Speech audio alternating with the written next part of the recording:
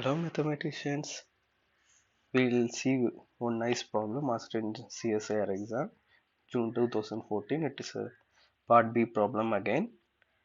Okay, let me phrase the question. If n is a positive integer such that the sum of all positive integers a satisfying 1 less than or equal to a less than or equal to n and GCD of a comma n equal to 1. Okay, and that sum is equal to 240 times n. Then the number of summons, namely pi of n is. Okay, question is a little bit long, so let's split it into small pieces and try to understand. First, they are taking a positive integer n. Okay, then they are looking at a that lies between 1 and n. They are not considering all the a's that lies between 1 and n, but only the a's for uh, which satisfies this condition GCD of a comma n equal to 1. Okay, so between 1 to n we look at all the a's whichever satisfying the condition GCD of a comma n equal to 1, and we are summing all such a satisfying this condition. Okay, and it is given that that sum is equal to 240 n. If this is the case, then we want to find pi of n. What is pi of n? Pi of n is precisely the number of a between 1 to n satisfying this condition. Okay, so let's move on to the solution. It is a very interesting problem. We'll see the answer through some example first. Suppose we take n equal to 15. So I have written all the numbers between 1 to 15. Sorry. Now 1 and 15 is relatively prime. Now 15 minus 1, that is 14, that is also relatively prime to 15. So by relatively prime I mean I say a and n is relatively prime if GCD of a comma n equal to 1. Okay. So if 1 and 15 is relatively prime, similarly 15 minus 1 and 15 is also relatively prime. So 15 minus 1 is 14. 14 and 15 is clearly relatively prime because there is no common divisor other than 1. Now 2 and 15 is relatively prime. 15 minus 2, that is 13. 13 and 15 also relatively prime. Now 3 and 15 is not relatively prime because 3 is a common divisor. 3 divides 3 and 3 divides 15.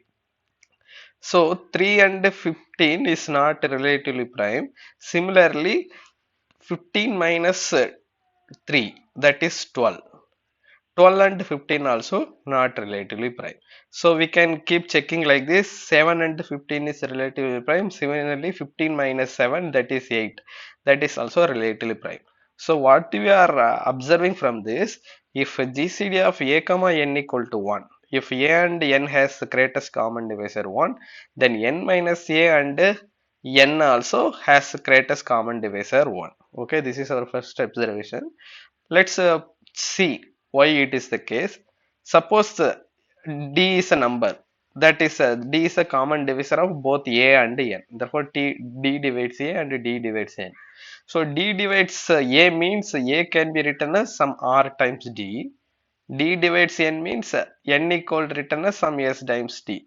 For example, we say like 2 divides 6 because 6 can be written as 2 into 3, right? So, or maybe 6 can be written as 3 times 2, right? So, similarly, we are writing here also.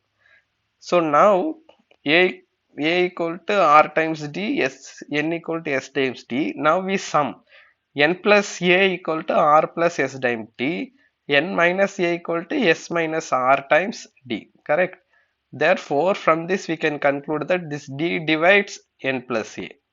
This d divides n minus a. Okay, so if d divides a and d divides n, then d divides their sum as well as their difference. Okay, now we have proved that d divides n minus a. We have taken d divides n already. Therefore, d divides n minus a and d divides n. So, if d is a common divisor of a and n, then d is a common divisor of n minus a and n. Therefore, if there is a divisor which is not there is a common divisor not equal to 1, for a and n, then there is a common divisor for n minus a and n which is not equal to 1. That is what this proof shows. Okay.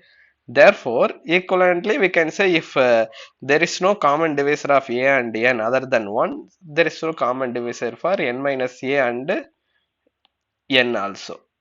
Okay, this is n. Okay, so if a comma n equal to 1, if GCD of a comma n equal to 1, then GCD of n minus a comma n is also 1. That is why if I have put a 1 here, then 14 also relative prime. If I have a 2, 13 is also relative prime. If I have 4, 11 also relatively prime. For 7, 8 also relatively prime. Okay. This is a, this is n minus a. This is a, this is n minus a. This is a, this is n minus a. This is a, this is n minus a. Okay. Now, what we have to find?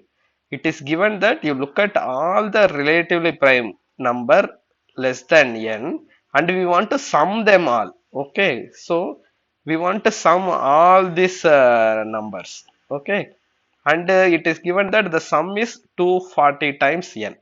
So let's sum. So now the number of a uh, just a minute. Okay, so here, so we look at this set of all 1 less than or equal to x less than n, just that GCD of x comma n. Okay, we see between 1 and n how whichever number has greatest common divisor 1 with n, we collect those elements in this set. Cardinality of this set is what is denoted by pi of n. Okay, now we just proved that whenever a comma n equal to 1, then n minus a comma n is also 1, right? Therefore, whenever a belongs to this set, then n minus a is also belongs to this set. Therefore, we conclude that this cardinality of this set denoted by pi of n, that number is even for all n greater than or equal to 3.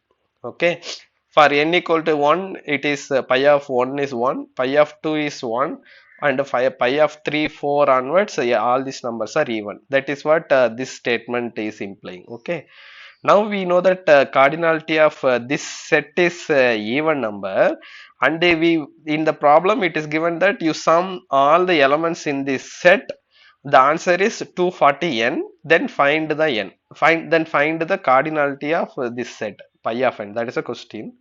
So I wrote the elements of this set like this: a1 less than a2 less than a pi of n. There are pi of n many elements in this set. So I have written the elements of this set like this. Okay. What we have observed, if a1 is there in this set, then n minus a1 is also there. If a2 is there, then n minus a2 is there. So how far I can go? I can go up to uh, a subscript pi of n by 2. Okay, so when so if a subscript pi of n by 2 is there, then n minus a subscript pi of n by 2 is also there. Okay, now totally there are pi of n elements. I have this side pi of n by 2 elements, and this side I have pi of n by 2 elements. So together they will contribute these pi of n elements. Okay, so now in the question it is given that if I sum all these elements, the answer is 240n. So I want to sum all these elements, but I sum this like this. So if a1 is there, then n minus a1 is also there, and their sum is, I'll get a n. a2 is there, then n minus a2 is also there. Their sum is n. Similarly, if a pi of n by 2 is there, then n minus a pi of n by 2 is also there. Their contribution is n. So now I have enough to go only till the half, because remaining halves are half the elements are this right side. Okay. So now how many now what is the sum? These two elements give me a n. These two elements give me a n. There are how many pairs here? There are pi of n by 2 pairs here. This is one pair, two pair. Then this is pi of n by 2 pairs. So therefore the sum of these elements is equal to pi of n by 2 times n. Okay. Therefore, if I sum all these elements, the answer is pi of n by 2 times n, but it is given that the sum of those elements is equal to 240n. See, you look at the sum. If n is a positive integer such that sum of all positive integer a satisfying 1 less than or equal to a less than or equal to n and GCD of a comma 1 is equal to 240n. It is given so. Therefore, pi of n by 2 times n equal to 240n. I'm sorry, still not completely recovered from COVID. Okay, this implies pi of n equal to so we can cancel n both, we can cancel n both sides. Okay, we get pi of n equal to 2 times 240, that is equal to 480. Okay, therefore the answer is fourth option is correct, which is 480. Okay. Okay, so I hope you understand the problem clearly. So this fact I have explained with an example also by taking n equal to 5. Please check this also. Okay. Okay. Okay. I'll meet you in with another problem. Have a good day.